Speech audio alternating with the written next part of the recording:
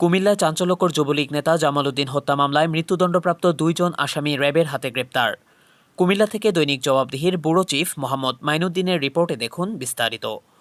কুমিল্লা 14 গ্রামে আলকরা ইউনিয়নে আধিপত্য বিস্তারকে কেন্দ্র করে ইউনিয়ন সভাপতি জামাল উদ্দিনের সাথে চেয়ারম্যান ইসমাইল হোসেন বাচ্চুর দ্বন্দ্ব হয়।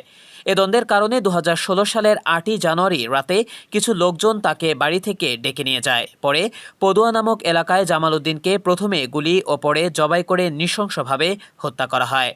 এ ঘটনার পর জামাল উদ্দিনের বোন জোহরা বেগম বাদী হয়ে ইউনিয়ন চেয়ারম্যান ইসমাইল হোসেন বাচ্চু সহ 21 জনের বিরুদ্ধে কুমিল্লা আদালতে হত্যা মামলা দায়ের করেন। কুমিল্লা জেলা ও দায়রা জজ দীর্ঘ 8 বছর পর কুমিল্লা 14 গ্রামের চাঞ্চল্যকর জামাল উদ্দিন হত্যা মামলার রায় গত রবিবার ঘোষণা করে। অভিযোগ প্রমাণ হওয়ার এই রায়ে 21 জন আসামির মধ্যে 9 জনের ফাঁসি, 9 জনের যাবজ্জীবন ও বাকিদের খালাস দেওয়া হয়।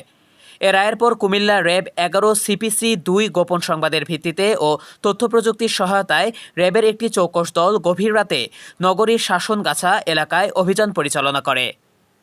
এ সময় পালিয়ে যাওয়ার মুহূর্তে মৃত্যুদণ্ডপ্রাপ্ত আসামি মফিজুর রহমান খন্দকার ও রেজাউল করিমকে আটক করা হয়। র্যাবের অধিনায়ক লেফটেন্যান্ট কমান্ডার মাহমুদুল হাসান জানান, আমরা সবসময় মাদক ও সন্ত্রাসীদের বিরুদ্ধে অভিযান পরিচালনা করি। আজ আমরা 2 জনকে গ্রেপ্তার করেছি এবং বাকিদেরকেও গ্রেপ্তারের জন্য আমাদের অভিযান অব্যাহত রেখেছি।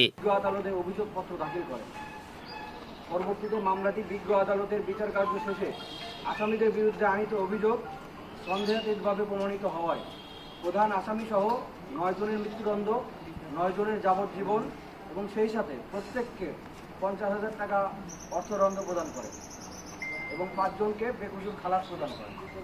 রায় প্রদানকালে আদালতের কাঠগড়ায় যাবজ্জীবন কারাদণ্ডে সাজাপ্রাপ্ত আসামি মোহাম্মদ আলী হোসেন উপস্থিত ছিলেন, যাকে র্যাব 11 সিপিসি 2 গত 19 মার্চ 2024 তারিখে গ্রেফতার করে আইনের আওতায় নিয়ে আসে।